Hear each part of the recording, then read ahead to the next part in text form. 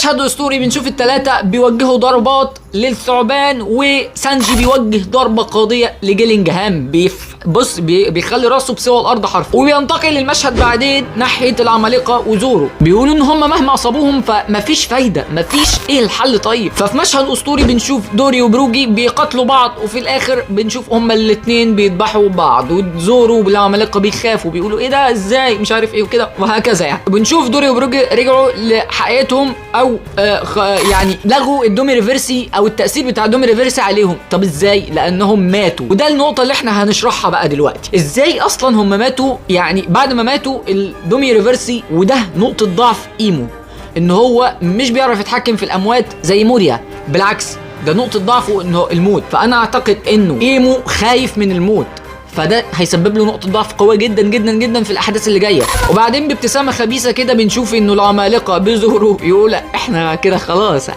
داخلين ندبح، وبعدين بنشوف يعني خلاص كده يعتبر الفصل خلص. فده يعتبر برضو إنه حاجة أسطورية جدا، منها إن إحنا شفنا سانجي اتحرك أخيرا وزورو اتحرك أخيرا، وشفنا فايتات قويه جدا بين الثعبان العملاق ده وفرانكي وجيمبي. هو كان مش فايت يعني، هو كان حاجه كده بسيطه ماشي. وشفنا برضو السر اللي هو وراء ضعف ايمو وهو الموت. فده يعتبر كده نهايه الفيديو. فانت لو عجبك اي حاجه في الفصل او في حاجه